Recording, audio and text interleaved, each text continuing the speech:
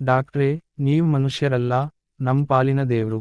ಎಷ್ಟೆಷ್ಟೋ ಖರ್ಚು ಮಾಡಿದ್ದಾಯ್ತು, ಮಾಡದೇ ಇರೋ ಪೂಜೆ ಇಲ್ಲ, ಕಟ್ಕೊಳ್ದೇ ಇರೋ ಹರಕೆ ಇಲ್ಲ ಡಾಕ್ಟ್ರೇ. ರಿಪೋರ್ಟ್ಗಳೆಲ್ಲ ನಾರ್ಮಲ್ ಅಂತಾನೇ ಬರ್ತಿತ್ತು. ಈ ಜನ್ಮದಲ್ಲಿ ನಾನು, ಇವಳು ಅಪ್ಪ ಅಮ್ಮ ಆಗಲ್ವೇನೋ ಅಂತ ಅನ್ಕೊಂಡಿದ್ದೆ. ಯಾರೋ ಹೇಳಿದ್ರು, ಕವನ ಅಂತ ಡಾಕ್ಟರ್ ಇದಾರೆ, ಹೈ ರಿಸ್ಕ್ ಪ್ರೆಗ್ನೆನ್ಸಿಯಲ್ಲಿ ಸ್ಪೆಷಲಿಸ್ಟ್ ಅಂತ. ನಾನ್ ನಿಜವಾಗ್ಲೂ ನಂಬಿರಲಿಲ್ಲ ಡಾಕ್ಟ್ರೇ, ಆದ್ರೆ ನನ್ ಹೆಂಡತಿ ಹಠ ಮಾಡಿದ್ಲು ಅಂತ ಬಂದೆ. ಈ 5-6 ತಿಂಗಳಿಂದ ನನಗೆ ನಿಮ್ಮ ಬಗ್ಗೆ ನಂಬಿಕೆ ಬಂದಿರಲಿಲ್ಲ. ನೀವು ಎಲ್ಲಾ ಡಾಕ್ಟರ್ಸ ತರ ಸುಮ್ನೆ ದುಡ್ಡಿಗಾಗಿ ಮಾತಾಡ್ತೀರಾ ಅನ್ಕೊಂಡಿದ್ದೆ, ಆದ್ರೆ ಇವತ್ತು ಅದೆಲ್ಲ ಸುಳ್ಳು ಅಂತ ಸಾಬೀತಾಯ್ತು.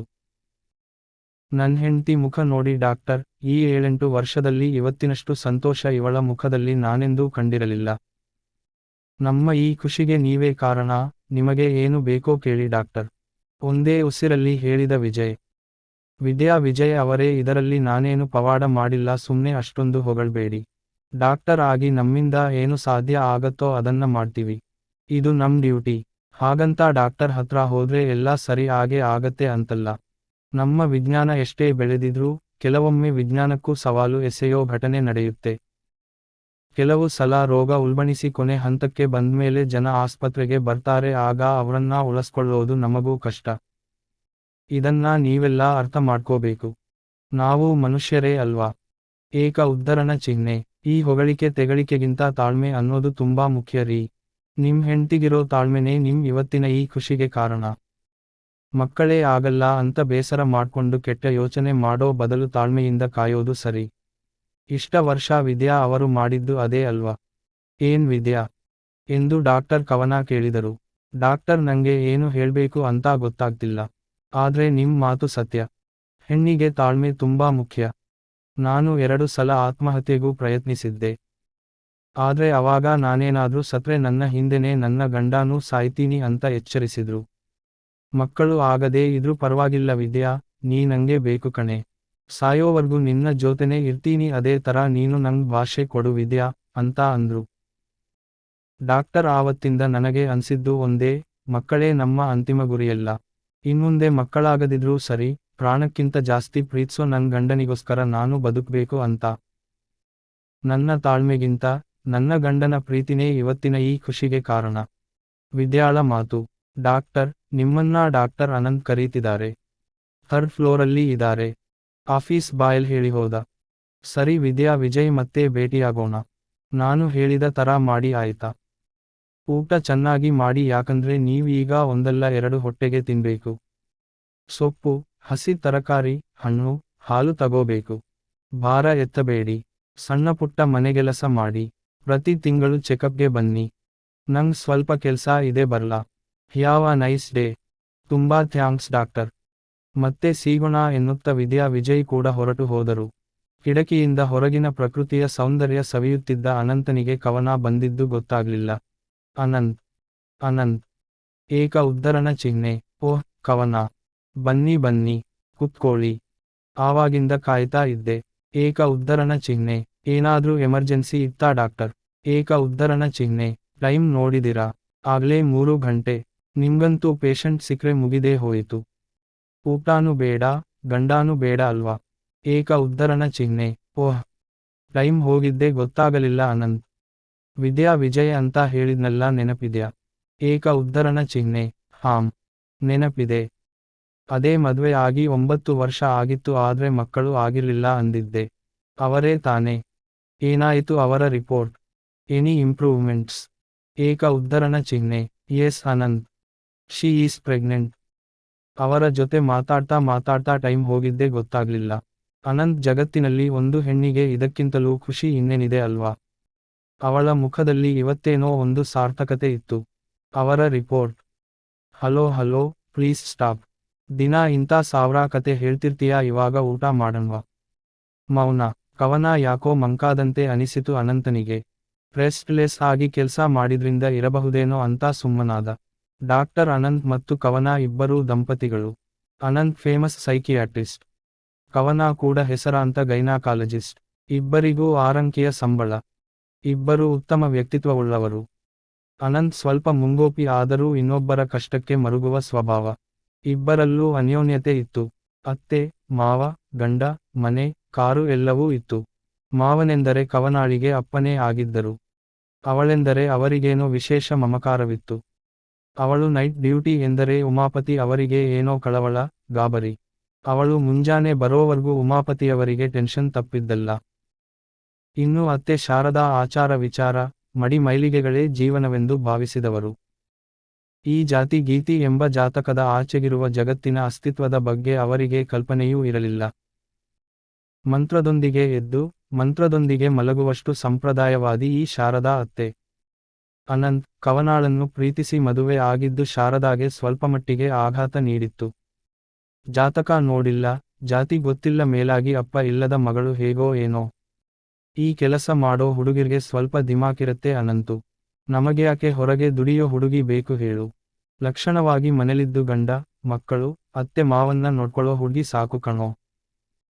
ಅದಿಕ್ಕೆ ಹೇಳ್ತಿದೀನಿ, ನಿಮ್ಮ ಸೋದರತ್ತೆ ಮಗಳು ಶ್ರುತಿ ಇದಾಳಲ್ಲ, ಅವಳನ್ ನೋಡೋ ಹೇಗಿದಾಳೆ. ಆಚಾರ ವಿಚಾರ ಅಂದ್ರೆ ನಂಗಿಂತ್ಲೂ ಒಂದ್ ಕೈ ಮುಂದೆನೆ ಕಣೋ. ಅಡ್ಗೆನು ಚೆನ್ನಾಗಿ ಮಾಡ್ತಾಳೆ. ಹಿರಿಯರು ಅಂದ್ರೆ ಭಯ ಭಕ್ತಿ ಇದೆ. ಅಲ್ದೆ ನಿಂದು ಅವಳದು ಜಾತಕ ತುಂಬಾ ಚೆನ್ನಾಗಿ ಕೂಡತ್ತಂತೆ ಶಾಸ್ತ್ರಿಗಳು ಹೇಳಿದ್ರು. ನನಗೂ ಇಷ್ಟ ಆಗಿದೆ. ನಿಮ್ಮಪ್ಪ ಮಾತ್ರ ಅನಂತು ಒಪ್ಪಿದ್ರೆ ನನಗೂ ಒಪ್ಪಿಗೆ ಅಂದಿದ್ದಾರೆ. ಸುಮ್ನೆ ನಾವ್ ಹೇಳ್ದಂಗೆ ಶ್ರುತಿನ ಮದುವೆ ಆಗು. ನಿನ್ನ ಜೀವನಾನು ಚೆನ್ನಾಗಿರತ್ತೆ. ಏನಂತೀಯಾ ಅನಂತು.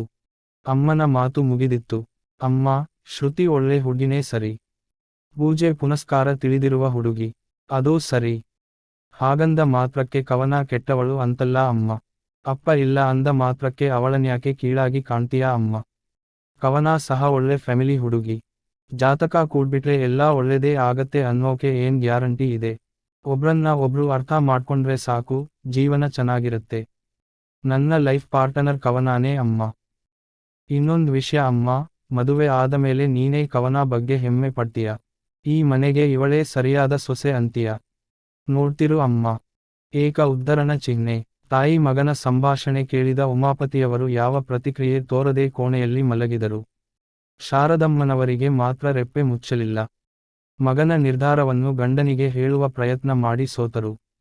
ಕೊನೆಗೆ ವಿಧಿಯಿಲ್ಲದೆ ಮಲಗಿದರು. 2-3 ದಿನ ಅಮ್ಮ ಮಗ ಸರಿಯಾಗಿ ಮಾತು ಆಡಿರಲಿಲ್ಲ. ಕೊನೆಗೂ ತಾಯಿಯ ಮನಸ್ಸು ಕರಗಿ ಮದುವೆಗೆ ಒಪ್ಪಿಗೆ ಕೊಟ್ಟಿದ್ದರು. ಮದುವೆ ಆಡಂಬರವಿಲ್ಲದೆ ತುಂಬಾ ಸರಳವಾಗಿ ನಡೆದಿತ್ತು. ತನ್ನ ತಾಯಿ ಒಬ್ಬಂಟಿಯಾದಳು ಎನ್ನುವ ಕೊರಗು ಕವನಾಳನ್ನು ಕಾಡದೇ ಬಿಡಲಿಲ್ಲ. ಆದರೆ ಗಂಡನ ಪ್ರೀತಿ, ಮಾವನ ಮಮಕಾರ, ಕೆಲಸದ ಒತ್ತಡ ಇದೆಲ್ಲವನ್ನು ಸ್ವಲ್ಪಮಟ್ಟಿಗೆ ಮರೆಯುವಂತೆ ಮಾಡಿತ್ತು. ಅನಂತ್ ಅವನ ತಾಯಿಗೆ ಹೇಳಿದಂತೆ ಕೆಲವೇ ದಿನಗಳಲ್ಲಿ ಅತ್ತೆಯ ಮನಸ್ಸು ಗೆದ್ದಿದ್ದಳು ಕವನ. ಎಲ್ಲವೂ ಸುಸೂತ್ರವಾಗಿ ನಡೀತಾ ಇತ್ತು. ಹೀಗೆ 2 ವರ್ಷ ಕಳೆದಿತ್ತು. ಎಲ್ಲ ರೀತಿಯ ಖುಷಿಯು ಅಲ್ಲಿತ್ತಾದರೂ ಅಲ್ಲೊಂದು ಕೊರತೆ ಇತ್ತು. ಹೌದು, ಅನಂತ್ ಕವನಾಳಿಗೆ ಇನ್ನೂ ಮಕ್ಕಳಾಗಿರಲಿಲ್ಲ. ಅದೊಂದು ವಿಷಯಕ್ಕೆ ಶಾರದಾ ಮತ್ತು ಕವನಾಳ ಮಧ್ಯೆ ಮತ್ತೆ ಮನಸ್ತಾಪಗಳು ಉಂಟಾಗಲು ಶುರುವಾಯಿತು. ಕವನ ಎಂದಿನಂತೆ ಆಸ್ಪತ್ರೆಗೆ ಹೋಗಿದ್ದಳು. ಅನಂತ್ ಅಂದು ರಜೆಯಲ್ಲಿದ್ದ. ಇದೇ ಸರಿಯಾದ ಸಮಯವೆಂದು ಶಾರದಾ ಮಾತು ಆರಂಭಿಸಿದರು. ಲೋ ಅನಂತು, ನಾನ್ ಮೊದ್ಲೇ ಬಡ್ಕೊಂಡೆ ಈ ಹುಡ್ಗಿ ಬೇಡ ಅಂತ. ಜಾತಕನೂ ಹೊಂದಲ್ಲ ಅಂತ ಹೇಳ್ದೆ, ಆದ್ರೆ ನೀನು ನಂಗೆ ಏನೇನೋ ಹೇಳಿ ಕವನಾನೇ ಮದುವೆ ಆಗ್ತೀನಿ ಅಂದೆ. ಒಬ್ನೇ ಮಗ, ಹೇಗೋ ಚೆನ್ನಾಗಿರಲಿ ಅಂತ ನಾವು ಒಪ್ಪಿಗೆ ಕೊಟ್ವಿ. ಈಗ್ ನೋಡೋ ಏನಾಗಿದೆ ಅಂತ. ಹೊರಗಡೆ ಹೋದರೆ ಸಾಕು ಮಾರ್ಕೆಟ್ವರೆಗೂ ಎಲ್ರೂದು ಒಂದೇ ಪ್ರಶ್ನೆ, ಮೊಮ್ಮಗು ಯಾವಾಗ ಅಂತ. ನಂಗೂ ಹೇಳಿ ಹೇಳಿ ಸಾಕಾಗಿದೆ. ಈ ಕಾಲದ ಹೆಣ್ಮಕ್ಕಳೇ ಹೀಗೆ. ಬೇಗ ಮಕ್ಕಳು ಬೇಡ ಅಂತ. ಅದೆಲ್ಲ ಬೇಡಪ್ಪ, ದೇವರು ಕೊಡುವಾಗ ಬೇಡ ಅಂದರೆ ನಾವು ಬೇಕು ಅಂದಾಗ ಮಕ್ಕಳು ಆಗತ್ತಾ. ನಮಗೂ ಮೊಮ್ಮಕ್ಕಳ ಜೊತೆ ಆಡೋ ವಯಸ್ಸಿದು ಅನಂತು. ನೀನೇ ಸ್ವಲ್ಪ ಯೋಚಿಸು. ಅಳುತ್ತಲೇ ಸೋಫಾ ಮೇಲೆ ಕೂತರು ಶಾರದಮ್ಮ. ಅಮ್ಮ, ಇವಾಗೇನು ಮುಳುಗೋಯಿತು ಅಂತ ಅಳ್ತಿದೀಯ. ಜಾತಕ ಕೂಡದೋರ್ಗೆಲ್ಲ ಮಕ್ಕಳಾಗತ್ತಾ. ಇನ್ನು ಯಾವ ಕಾಲದಲ್ಲಿ ಇದೀಯಾ ಅಮ್ಮ. ನಮಗೇನು ಮಕ್ಕಳ ಆಸೆ ಇಲ್ಲ ಅನ್ಕೊಂಡಿದೀಯ. ಯಾರೋ ಏನೋ ಕೇಳಿದ್ರು ಅಂತ ನೀನು ಕವನ ಮೇಲೆ ಮುನಸ್ಕೊಳ್ಳೋದು ಸರಿನಾ ಅಮ್ಮ. ನಮಗೇನ್ ಅಂತ ವಯಸ್ಸಾಗಿದೆ ಹೇಳು. ಮದುವೆ ಆಗಿ 2.5 ವರ್ಷ ಆಗಿದೆ ಅಷ್ಟೇ. ನನ್ನ ಸ್ನೇಹಿತರು ಒಂದಿಬ್ಬರು ಇನ್ನೂ ಮದುವೆನೇ ಆಗಿಲ್ಲ ಗೊತ್ತಾ ನಿನಗೆ. ಅಮ್ಮ, ಕವನಾಗೂ ಮಗು ಅಂದ್ರೆ ಆಸೆ ಇದೆ. ಅವಳೇ ಹೇಳಿದಾಳೆ ತಾನೇನಾದ್ರೂ ಗರ್ಭಿಣಿ ಆದ್ರೆ ಅವತ್ತಿಂದಾನೇ ಆಸ್ಪತ್ರೆಗೆ ರಜಾ ಹಾಕ್ತೀನಿ ಅಂತ. ನೀನು ಅನ್ಕೊಂಡಿರೋ ತರ ನಾವ್ ಯಾವ ಪ್ಲ್ಯಾನಿಂಗೂ ಮಾಡಿಲ್ಲ. ಕವನ ಮೊದ್ಲೇ ಅಪ್ಸೆಟ್ ಆಗಿದಾಳೆ, ನೀನು ಪದೇ ಪದೇ ಇದೇ ವಿಷಯ ಕೇಳ್ತಿದ್ರೆ ಹೇಗಮ್ಮ. ಅನಂತ್ ಅಮ್ಮನ ಮಾತಿಗೂ ಕಾಯದೆ ತನ್ನ ಕೋಣೆಗೆ ಹೋದ. ಕವನಾಳ ಪರವಾಗಿ ಮಗ ಮಾತಾಡಿದ್ದು ಶಾರದಾಳಿಗೆ ಇನ್ನೂ ಕೋಪ ತರಿಸಿತು. ಗಂಡನ ಬಳಿ ಕೇಳಿದಳು. ಕೇಳಿದ್ರಾ ನಿಮ್ಮ ಮಗ ಹೇಗೆ ಮಾತಾಡಿ ಹೋದ ಅಂತ. ಏನೇ ಆದ್ರೂ ಹೆಂಡತಿನ ಮಾತ್ರ ಬಿಟ್ಟುಕೊಡಲ್ಲ. ನನಗೇನು ಕವನ ಬಗ್ಗೆ ಪ್ರೀತಿ ಇಲ್ವಾ. ಈಗಲೇ ಅವಳಿಗೆ 32 ಮುಗಿತಾ ಬಂತು, ಬೇಗ ಒಂದ್ ಮಗು ಮಾಡ್ಕೊಳ್ಳಿ ಅಂದಿದ್ರಲ್ಲಿ ತಪ್ಪೇನಿದೆ. ಅದೇ ಶ್ರುತಿನ ಮದುವೆ ಆಗಿದ್ರೆ ಅಂತ ಶಾರದಮ್ಮ ರಾಗ ಎಳೆದರು. ಲೇ ಶಾರದಾ, ಏನೇ ಆಗಿದೆ ನಿಂಗೆ. ಇನ್ನೂ ಶ್ರುತಿ ಹುಚ್ಚು ಹೋಗಿಲ್ವಾ ನಿಂಗೆ. ಕವನ ಈ ಮನೆ ಸೊಸೆ ಆಗಿ 3 ವರ್ಷ ಆಗ್ತಾ ಬಂತು, ಇನ್ನಾದ್ರೂ ಸುಮ್ನಾಗು. ನೀನು ಮೊಮ್ಮಗು ಬಗ್ಗೆ ಮಾತಾಡಿದ್ದು ತಪ್ಪಲ್ಲ ಕಣೆ, ಆದ್ರೆ ಮಾತಾಡಿದ್ದ ರೀತಿ ತಪ್ಪು. ಅಲ್ಲ ಕಣೆ, ನಮಗೆ ಅನಂತ್ ಹುಟ್ಟಿದ್ದು 5 ವರ್ಷಕ್ಕೆ ತಾನೆ. ಅದ್ನೆಲ್ಲ ಮರ್ತಿದೀಯಾ ಅನ್ಸುತ್ತೆ. ಆಗ ನಮ್ಮಮ್ಮನೂ ಇವಳಿಗೆ ಮಕ್ಕಳಾಗೋದು ಅನುಮಾನ, ಉಮಾಪತಿಗೆ ಬೇರೆ ಮದುವೆ ಮಾಡೋಣ ಅಂದಿದ್ದು ನೆನಪಿದೆ ತಾನೆ. ಆಗ ನಾನು ನಿನ್ನ ಪರವಾಗಿ ಮಾತಾಡಿದ್ದೆ, ಬೇರೆ ಮದುವೆ ಬೇಡ ಅಂದಿದ್ದೆ. ಅದೇ ಮಾತು ಇವತ್ತು ಅನಂತ್ ಹೇಳಿದ್ದು. ಗೊತ್ತಾಯ್ತಾ. ಅವರಿಗೂ ಏನೋ ಕೆಲಸದ ಒತ್ತಡ ಇದೆ. ಎಲ್ಲ ಒಳ್ಳೆದಾಗತ್ತೆ. ಇವಾಗ ಹಸಿವಾಗ್ತಿದೆ, ಊಟಕ್ಕೆ ಬಡಿಸು, ನಾನ್ ಹೋಗಿ ಅನಂತುನ ಕರಿತೀನಿ. ಏಕ ಉದ್ಧರಣ ಚಿಹ್ನೆ. ಶಾರದಾ ಮಾತಾಡದೆ ಅಡಿಗೆಮನೆಗೆ ನಡೆದಳು. ಗಂಡನ ಅರ್ಧ ಮಾತು ಅವಳ ಮನಸ್ಸಿಗೆ ನಾಟಿತ್ತು. ಅನಂತ್ ಸಹ ಅಮ್ಮನ ಬಳಿ ಕ್ಷಮೆ ಕೇಳಿದ. ಶಾರದಾಳಿಗೆ ಇನ್ನೂ ಸಂಕಟ ಜಾಸ್ತಿ ಆಯಿತು. ಅನಂತು, ಇದರಲ್ಲಿ ನಿನ್ನದಾಗಲಿ ಕವನಾದಾಗಲಿ ತಪ್ಪಿಲ್ಲ. ನಾನೇ ಆತುರಪಟ್ಟೆ ಎಂದಳು. ಆಯ್ತಾಯ್ತು, ಈಗ ಊಟ ಮಾಡಿ ಎಂದರು ಉಮಾಪತಿ. ಮತ್ತೆ ಎಂದಿನಂತೆ ದಿನಚರಿ ಶುರುವಾಯಿತು. 5-6 ವರ್ಷಗಳೇ ಕಳೆದಿತ್ತು. ಶಾರದಾ ತನ್ನ ಮಾತಿನಂತೆ ಮಗು ವಿಷಯವಾಗಿ ಅನಂತ್ ಕವನ ಬಳಿ ಮಾತಾಡಿರಲಿಲ್ಲ. ಅನಂತ್ನಿಗೆ ಅವತ್ತು ಬಿಡುವಿಲ್ಲದಷ್ಟು ಕೆಲಸ. ಮನೋರೋಗಿಗಳ ಮನಸ್ಸು ಅರಿಯುವುದು ಸುಲಭದ ಮಾತಲ್ಲ. ಅನಂತ್ ಈ ಕೆಲಸವನ್ನು ಮನಸಾರೆ ಮಾಡ್ತಿದ್ದ. ಅವನಿಗೆ ಪ್ರತಿ ಮನೋರೋಗಿಯಲ್ಲೂ ಒಬ್ಬ ಹೊಸ ಮನುಷ್ಯ ಕಾಣುತ್ತಿದ್ದ. ಕೆಲವೊಮ್ಮೆ ಅವರಿಂದ ಏಟು ಸಹ ಕಾಣುತ್ತಿದ್ದ. ಆದರೂ ಅವನಿಗೆ ತನ್ನ ವೃತ್ತಿ ಶ್ರೇಷ್ಠ ಎನಿಸುತ್ತಿತ್ತು. ಅವರು ಗುಣಮುಖರಾಗುತ್ತಿದ್ದರೆ ಈತನಿಗೇನೋ ಸಾಧಿಸಿದ ಸಾರ್ಥಕ ಭಾವ. ರೋಗಿಯ ಜೊತೆ ಬೆರೆತ ಕೆಲವೇ ಸಮಯದಲ್ಲಿ ಅವರ ಮನಸ್ಥಿತಿ ಅರಿತು ಬಿಡುತ್ತಿದ್ದ. ಹಾಗಾಗಿಯೇ ಡಾಕ್ಟರ್ ಅನಂತ್ ಹೆಸರುವಾಸಿ ಆಗಿದ್ದರು. ಅನಂತ್ ಯಾವ್ದೋ ಫೈಲ್ ನೋಡ್ತಾ ಕವನ ಬಂದಿದ್ದು ಗಮನಿಸಲಿಲ್ಲ. ಕವನ ಸ್ವತಃ ಮಾತಿಗೆಳೆದಳು. ಏನ್ರೀ ಸಾಹೇಬ್ರೆ, ಬೆಳಿಗ್ಗೆಯಿಂದ ಕಾಫಿಗೂ ಬಂದಿಲ್ಲ, ಅಷ್ಟೊಂದ್ ಕೆಲ್ಸ ಬಾಕಿ ಇದೆಯಾ. ಸರಿ ಬನ್ನಿ, ಊಟ ಮಾಡಿದ್ರಾಯ್ತು. ಟೈಮ್ ಆಯಿತು. ಏಕ ಉದ್ಧರಣ ಚಿಹ್ನೆ. ಇಲ್ಲ ಕವನ, ಇವತ್ತು ನೀನೊಬ್ಳೆ ಮಾಡು, ನಂಗಿನ್ನೂ ಸ್ವಲ್ಪ ಕೆಲಸ ಇದೆ. ಬೇಕಾದ್ರೆ ಸಂಜೆ ಕಾಫಿಗೆ ಸಿಗ್ತೀನಿ. ಆಯ್ತಾ. ಏಕ ಉದ್ಧರಣ ಚಿಹ್ನೆ. ಕವನ ಏನೂ ಹೇಳದೆ ಡಾಕ್ಟರ್ ಶೀಲಾ ಜೊತೆ ಊಟ ಮಾಡಿದಳು. ಶೀಲಾ, ಏನ್ರಿ ಡಾಕ್ಟರ್ ಕವನ, ಈಗಂತೂ ಆಸ್ಪತ್ರೆ ತುಂಬಾ ನಿಮ್ದೆ ಸುದ್ದಿ. ಕಂಗ್ರಾಟ್ಸ್ ರೀ. ಏಕ ಉದ್ಧರಣ ಚಿಹ್ನೆ. ಆ ಥರ ಏನಿಲ್ಲ ಶೀಲಾ. ನನ್ನ ಡ್ಯೂಟಿ ನಾನ್ ಮಾಡಿದಿನಿ. ಇದರಲ್ಲಿ ಯಾವ ವಿಶೇಷವೂ ನಂಗೆ ಕಾಣಿಸ್ತಿಲ್ಲ. ಕವನ ಯಾಕೋ ಸ್ವಲ್ಪ ಮಂಕಾಗಿದ್ಲು. ಇಡೀ ಆಸ್ಪತ್ರೆ ತುಂಬಾ ಎಲ್ಲಾ ಕಡೆ ಇವಳೇ ಮಾತಾಗಿದ್ರೂ ಸ್ವತಃ ಕವನ ಬಳಿ ಮಾತಿರಲಿಲ್ಲ. ದೈಹಿಕವಾಗಿ ಅವಳು ಅಲ್ಲಿದ್ದಳು, ಮನಸ್ಸು ಮಾತ್ರ ಇನ್ನೆಲ್ಲೋ ಸಂಚಾರ ಕೈಗೊಂಡಿತ್ತು. ತುಂಬ ಗಹನವಾಗಿ ಯೋಚಿಸುತ್ತಿದ್ದಳು. ಶೀಲಾ ಕೇಳಿದಳು, ರೀ ಕವನ, ಏನಾಗಿದೆ ನಿಮಗೆ. ನಾನು ಈ ನಡುವೆ ಗಮನಿಸ್ತಿದ್ದೀನಿ ತುಂಬಾ ಡಲ್ ಇರ್ತಿರಲ್ಲ, ಯಾಕೆ. Any problem. ಏನಿಲ್ಲ ಶೀಲಾ. ಜೀವನ ತುಂಬಾ ವಿಚಿತ್ರ ಅಲ್ವಾ. ಐಶ್ವರ್ಯ ಅಂತ ಹೆಸರು ಇಟ್ಕೊಂಡಿರ್ತಾರೆ, ಆದ್ರೆ ಪಾಪ ಐಶ್ವರ್ಯ ಇರಲ್ಲ. ವೈದ್ಯನ ಮನೇಲೂ ರೋಗ ಇರತ್ತೆ. ಕವನಾಳ ಅಸಂಬದ್ಧ ಮಾತು ಶೀಲಾಳಿಗೆ ದ್ವಂದ್ವ ಮೂಡಿಸಿತು. ತನಗೆ ಕೆಲಸ ಇದೆ ಎಂದು ಹೇಳಿ ಶೀಲಾ ಹೋದಳು. ಶೀಲಾ ನೇರವಾಗಿ ಡಾಕ್ಟರ್ ಅನಂತ್ ಬಳಿ ಬಂದಳು. ಡಾಕ್ಟರ್ ಅನಂತ್, ನಿಮ್ಮ ಜೊತೆ ಮಾತಾಡಬೇಕಿತ್ತು.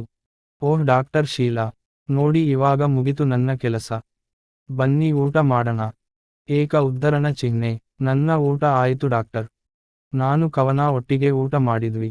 ನೀವು ಊಟ ಮಾಡಿ, ಹಾಗೆ ಮಾತಾಡ್ತೀನಿ. ಏಕ ಉದ್ಧರಣ ಚಿಹ್ನೆ. ಏನ್ ವಿಷಯ ಶೀಲಾ.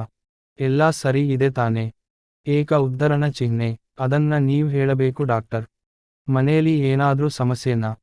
ಡಾಕ್ಟರ್, ಕವನ ತುಂಬಾ ಡಲ್ ಆಗಿದ್ದಾರೆ. 1 ವಾರದಿಂದ ಅವ್ರನ್ನ ನೋಡ್ತಿದ್ದೀನಿ. ಮೊದಲಿನ ತರ ಇಲ್ಲ ಅವರು. ಯಾರ ಜೊತೆನೂ ಜಾಸ್ತಿ ಮಾತಾಡ್ತಿಲ್ಲ. ನೀವು ಗಮನಿಸಿರಬೇಕಲ್ಲ. ಏಕ ಉದ್ಧರಣ ಚಿಹ್ನೆ. ಹಾಂ, ಗಮನಿಸ್ತಿದ್ದೀನಿ. ಏನೋ ಡೀಪ್ ಆಗಿ ಥಿಂಕ್ ಮಾಡ್ತಾ ಇರ್ತಾಳೆ. ಊಟ ನಿದ್ದೆನೂ ಸರಿ ಮಾಡ್ತಿಲ್ಲ. ಈ ಕೆಲಸದ ಟೆನ್ಷನ್ ಮಧ್ಯೆ ಅವಳ ಬಗ್ಗೆ ನೋಡೋಕಾಗ್ಲಿಲ್ಲ. ನೆನಪಿಸಿದ್ದು ಒಳ್ಳೆಯದಾಯಿತು. ಥ್ಯಾಂಕ್ಸ್ ಶೀಲಾ. ನೀವೇ ಸೈಕಿಯಾಟ್ರಿಸ್ಟ್. 1 ವಾರದಿಂದ ನಿಮ್ಮ ಹೆಂಡತಿಗೆ ಏನಾಗಿದೆ ಅಂತ ನಿಮಗೆ ಗೊತ್ತಿಲ್ವಾ ಡಾಕ್ಟರ್. ಏಕ ಉದ್ಧರಣ ಚಿಹ್ನೆ. ಶೀಲಾ ಹಾಗಲ್. ಕವನ ಎಲ್ಲರ ತರ ಅಲ್ಲ ಅಂತ ನಿಮಗೂ ಗೊತ್ತು.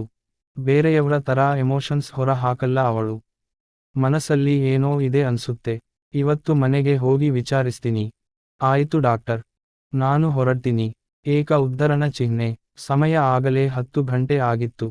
ಕವನ ಮಲಗಿದ್ದರೂ ನಿದ್ದೆ ಬಂದಿರಲಿಲ್ಲ. ಮಗ್ಗಲು ಬದಲಿಸಿದಳು ಆದರೂ ನಿದ್ರಾದೇವಿ ಕವನಾಳ ಮೇಲೆ ಕೃಪೆ ತೋರಲಿಲ್ಲ. ಕವನ ನಿದ್ದೆ ಬರ್ತಿಲ್ವಾ? ತಲೆನೋವಾ? ತಲೆ ಒತ್ಲಾ? ಎನ್ನುತ್ತಲೇ ಅನಂತ್ ಅವಳ ಹಣೆ ಮೇಲೆ ಕೈ ಇಟ್ಟ. ಇಲ್ಲ ಅನಂತ್, ನಾನು ಚೆನ್ನಾಗೇ ಇದೀನಿ. ನೀವು ಮಲ್ಕೊಳ್ಳಿ ಎಂದಳು ಕವನ. ಇತ್ತೀಚೆಗೆ ನೀನು ಮಂಕಾದಂತೆ ಅನಿಸ್ತಿದೆ.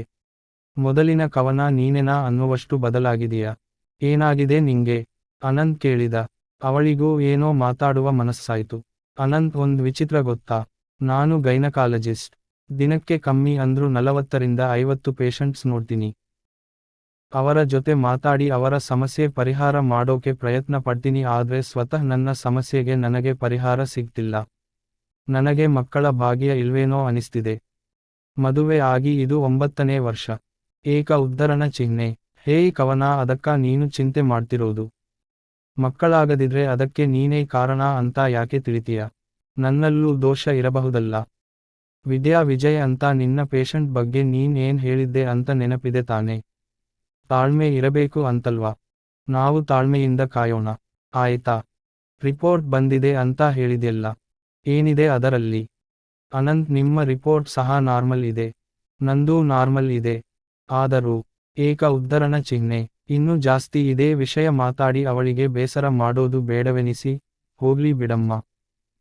ಮಕ್ಕಳೇನು ಇವತ್ತಲ್ಲ ನಾಳೆ ಆಗ್ಬೋದು. ಇವಾಗ ಮಲಗು, ತುಂಬಾ ಸುಸ್ತಾಗಿದೆಯಾ? ಏಕ ಉದ್ಧರಣ ಚಿಹ್ನೆ. ಅವಳಿಗೆ ಅನಂತ್ ಮಕ್ಕಳ ವಿಷಯದಲ್ಲಿ ಜೋಕ್ ಮಾಡ್ತಿದ್ದಾನೆ ಅಂತ ಬೇಜಾರಾಯ್ತು. ಬೆಳಿಗ್ಗೆ ಎದ್ದಾಗ ಕವನಾಳಿಗೆ ಜ್ವರ ಬಂದ ಹಾಗಿತ್ತು. ಉಮಾಪತಿಯವರು ಅವಳನ್ನ ಆಸ್ಪತ್ರೆಗೆ ಹೋಗಲು ಬೇಡ ಎಂದರು. ತಿಂಡಿ ಸಹ ತಿಂದಿರಲಿಲ್ಲ ಕವನ. ಕೊನೆಗೆ ತಲೆ ತಿರುಗಿ ಬಿದ್ದೆಬಿಟ್ಲು. ಎಚ್ಚರ ಆದಾಗ ಅವಳ ಅತ್ತೆ ಪಕ್ಕದಲ್ಲಿ ತಟ್ಟೆ ಹಿಡಿದು ಕೂತಿದ್ರು. ಕವನ, ನೀನು ಹೀಗೆ ಊಟ ನಿದ್ದೆ ಬಿಟ್ರೆ ಏನ್ ಸಿಗತ್ತೆ? ನೀನ್ ತಿಂಡಿ ತಿಂದಿಲ್ಲ ಅಂತ ನಮ್ಮ ಅನಂತ್ ಕೂಡ ಹಾಗೆ ಆಸ್ಪತ್ರೆಗೆ ಹೋಗಿದಾನೆ. ಈಗ ಸಮಾಧಾನ ಆಯ್ತಾ ನಿನಗೆ? ನಾನ್ ಮೊದಲೇ ಬಡ್ಕೊಂಡೆ. ಈ ಜನ್ಮದಲ್ಲಿ ನಿಮಗ್ಯಾರಿಗೂ ಬುದ್ಧಿ ಬರಲ್ಲ. ಶಾಸ್ತ್ರ ಸಂಪ್ರದಾಯ ಸುಮ್ನೆ ಮಾಡಿದಾರ? ಎಲ್ಲ ನಮ್ಮ ಕರ್ಮ. ಶಾರದಮ್ಮ ತಿಂಡಿ ತಟ್ಟೆ ಕವನಾಳ ಬಳಿ ಇಟ್ಟು ಹೋದರು. ಆಗ ಉಮಾಪತಿ ಬಂದರು. ಅಮ್ಮ ಕವನ, ನಿಮ್ಮತ್ತೆ ಮಾತಿಗೆ ನೊಂದ್ಕೋ ಬೇಡಮ್ಮ. ಅವಳ ಮನಸ್ಸು ಹೇಗೆ ಅಂತ ನಿಂಗೆ ಗೊತ್ತಲ್ವಾ? ಮೊಮ್ಮಗು ಬೇಕು ಅನ್ನೋದನ್ನೇ ಆ ತರ ಹೇಳಿದಾಳೆ. ಅಷ್ಟೇ. ನಾನು ಈಗಷ್ಟೇ ಅನಂತನಿಗೆ ಫೋನ್ ಮಾಡಿ ಮನೆಗೆ ಬಾ ಅಂತ ಹೇಳಿದಿನಿ, ಇನ್ನೇನು ಬರ್ತಾನೆ, ಅಷ್ಟರಲ್ಲಿ ನೀನೂ ರೆಡಿ ಆಗಿರು. ಇಬ್ಬರೂ ಎಲ್ಲಾದರೂ ಸುತ್ತಾಡ್ಕೊಂಡು ಬನ್ನಿ. ಬರೀ ಕೆಲಸ ಅಂತ ಅನ್ಕೊಂಡೇ ಒಂದು ಮಗು ಕಳ್ಕೊಂಡಿದಿರ. ಇನ್ಮೇಲಿಂದ ಸ್ವಲ್ಪ ನಿಮಗೂ ಅಂತ ಸಮಯ ಮೀಸಲಿಡಿ. ಏಕ ಉದ್ಧರಣ ಚಿಹ್ನೆ. ಮಾವನ ಯಾವ ಮಾತು ಅವಳ ಕಿವಿ ಹೊಕ್ಕಿರಲಿಲ್ಲ, ಕೊನೆಯ ಮಾತೊಂದನ್ನು ಬಿಟ್ಟು. ಹೌದು, ಕೆಲ ವರ್ಷಗಳ ಮುಂಚೆ ಕವನ ಗರ್ಭಿಣಿ ಆಗಿದ್ದಳು. ಆದರೆ ಕೆಲಸದ ಒತ್ತಡದಲ್ಲಿ 4 ತಿಂಗಳಿಗೆ ಗರ್ಭಪಾತವಾಗಿತ್ತು. ಅದೇ ಕೊನೆ, ಮತ್ತೆ ಕವನಾಳಿಗೆ ಗರ್ಭ ನಿಂತಿರಲಿಲ್ಲ. ಇದು ಹೋದ ಜನ್ಮದ ಪಾಪವಿರಬೇಕೆಂದು ಶಾರದಮ್ಮ ಪಾಪ ನಿವಾರಣೆಗಾಗಿ ಎಲ್ಲ ದೇವರಿಗೂ ಹರಸಿಕೊಂಡಿದ್ದರು. ಆಸ್ಪತ್ರೆಯಿಂದ ಬಂದ ಅನಂತ್ ಕವನಾಳನ್ನು ನೋಡಿ, ನೀನಿನ್ನೂ ರೆಡಿ ಆಗಿಲ್ವಾ? ನೋಡಿಲ್ಲಿ ಸಿನಿಮಾ ಟಿಕೆಟ್ ತಂದಿದಿನಿ, ಬೇಗ ರೆಡಿ ಆಗಿ ಬಾ.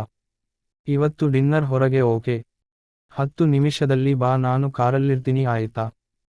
ಅನಂತ್ ಕಾರಲ್ಲಿಯೇ ಕಾಯ್ತಿದ್ದ, ಆದರೆ ಅರ್ಧ ಗಂಟೆ ಕಳೆದರೂ ಕವನ ಬರಲಿಲ್ಲ. ಇವನಿಗೋ ಸಿಟ್ಟು.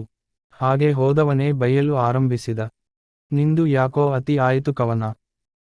ಈ ತರ ಹಠ ಮಾಡಿ ಒಂದ್ ಮಗು ಕಳ್ಕೊಂಡಿದಿವಿ, ಆದರೂ ನಿನ್ನ ಹಠ ಅಂತೂ ಕಮ್ಮಿ ಆಗಿಲ್ಲ. ನೀನೊಂದು ಮಾತು ಹೇಳಿದ್ದೆ ನೆನಪಿದೆಯಾ ನಿನಗೆ? ಗರ್ಭಿಣಿ ಆದರೆ ಅವತ್ತಿಂದಾನೇ ಕೆಲಸಕ್ಕೆ ರಜೆ ಹಾಕ್ತೀನಿ ಅಂದಿದ್ದೆ. ಹಾಗೆ ಮಾಡಿದ್ದಿದ್ರೆ ಬಹುಶಃ ನಮ್ಮ ಮಗು ಉಳಿತಿತ್ತೋ ಏನೋ. ಅಮ್ಮ ಕೆಲಸ ಮಾಡೋದ್ ಬೇಡ ಅಂದ್ರು. ನಾನು ಅಮ್ಮನಿಗೆ ಸಮಾಧಾನ ಮಾಡಿ ನಿನ್ನ ಪರವಾಗಿ ಮಾತಾಡಿದ್ದೆ, ಆದರೆ ಆಗಿದ್ದೇನು? ನೀನು ಬರೀ ಕೆಲಸ ಅನ್ಕೊಂಡು ಮಗು ಬಗ್ಗೆ ನಿರ್ಲಕ್ಷ್ಯ ತೋರಿದೆ. ಆ ಮಗು ಶಾಪಾನೋ ಏನೋ, ಮತ್ತೆ ಮಕ್ಕಳಾಗ್ತಿಲ್ಲ. ತಗೋ ಈ ಟಿಕೆಟ್ಸ್, ಹರಿದು ಹಾಕು. ಇಲ್ಲಿವರೆಗೂ ನಾನು ತಮಾಷೆಗೂ ನಿನ್ನ ಮೇಲೆ ಕೋಪ ಮಾಡ್ಕೊಂಡಿರಲಿಲ್ಲ. ಆದ್ರೆ ಇವತ್ತು, ಛೇ. ಏಕ ಉದ್ಧರಣ ಚಿಹ್ನೆ. ಅನಂತ್ ಕೋಪಿಸಿಕೊಂಡು ಮತ್ತೆ ಆಸ್ಪತ್ರೆಗೆ ಹೋಗುವುದಾಗಿ ಹೊರನಡೆದ. ದಾರಿಯುದ್ದಕ್ಕೂ ಕವನ ಬಗ್ಗೆಯೇ ಯೋಚಿಸತೊಡಗಿದ. ಅರ್ಧ ದಾರಿ ಬಂದಿದ್ದ ಅನಂತನಿಗೆ ಕವನ ಕೈಯಲ್ಲಿ ಪೆನ್ನು ಹಿಡಿದದ್ದು ನೆನಪಾಯಿತು. ತಕ್ಷಣವೇ ಅನಂತನಿಗೆ ಏನೋ ಹೊಳೆಯಿತು. ಓಹ್ ಮೈ ಗಾಡ್ ಎಂದವನೇ ಗಾಡಿಯನ್ನು ಯುಟರ್ನ್ ಮಾಡಿದ. ಮನೆ ಮುಟ್ಟೋವರೆಗೂ ಕವನ ಕ್ಷಮಿಸು ಎನ್ನುತ್ತಲೇ ಇದ್ದ. ಆಸ್ಪತ್ರೆಯ ತುಂಬೆಲ್ಲ ಗುಸುಗುಸು ಸುದ್ದಿ. ಎಲ್ಲವೂ ಅಸ್ಪಷ್ಟ. ಹೀಗಾಗ್ಬಾರದಿತ್ತು, ಛೇ ಎನ್ನುತ್ತಿದರು. ವಿಜಯ್ ಸಹ ಅವರ 6 ವರ್ಷದ ಮಗನನ್ನು ಕರೆದುಕೊಂಡು ಬಂದರು. ವಿದ್ಯಾ ಆಳುತ್ತಿದ್ದಳು. ಡಾಕ್ಟರ್ ಇದು ನಿಜಾನಾ? ವಿದ್ಯಾ, ಡಾಕ್ಟರ್ ಶೀಲಾಳಿಗೆ ಪ್ರಶ್ನಿಸಿದಳು. ನಮಗೂ ಇನ್ನೂ ಸರಿಯಾಗಿ ಗೊತ್ತಾಗಿಲ್ಲ. ಡಾಕ್ಟರ್ ಅನಂತ್ ಫೋನ್ ರಿಸೀವ್ ಮಾಡ್ತಿಲ್ಲ ಇರಿ. ಹೇ ಎಲ್ಲ ಬನ್ನಿ ಟಿವಿಲಿ ಬರ್ತಾ ಇದೆ. ಆಫೀಸ್ ಬಾಯ್ಲ್ ಕೂಗಿದ. ಎಲ್ಲರಿಗೂ ಶಾಕ್. ಫೇಮಸ್ ಡಾಕ್ಟರ್ ಕವನ ಇನ್ನಿಲ್ಲ, ಆತ್ಮಹತ್ಯೆಗೆ ಶರಣಾದ ಕವನ, ನಾನಾ ಹೆಡ್ಲೈನ್ಸ್ಗಳು. ವಿದ್ಯಾ ಒಂದು ಕ್ಷಣ ತನ್ನ ಕಣ್ಣು ತಾನೇ ನಂಬಲಿಲ್ಲ. ಡಾಕ್ಟರ್ ಕವನ ಆತ್ಮಹತ್ಯೆ ಮಾಡ್ಕೊಂಡ್ರ? ಅದ್ಹೇಗೆ ಸಾಧ್ಯ? ನನಗೆ ತಾಳ್ಮೆ ಬಗ್ಗೆ ಅವರೇ ಅಲ್ವಾ ಹೇಳಿದ್ದು. ಆತ್ಮಹತ್ಯೆ ಮಹಾಪಾಪ ಎಂದಿದ್ದು. ವಿದ್ಯಾ ದುಃಖದಲ್ಲಿದ್ದಳು. ವಿಜಯ್ ಬಂದು ವಿದ್ಯಾಳನ್ನು ಸಂತೈಸುತ್ತಿದ್ದ. ಹೌದು, ಕವನ ಆತ್ಮಹತ್ಯೆಗೆ ಶರಣಾಗಿದ್ದಳು.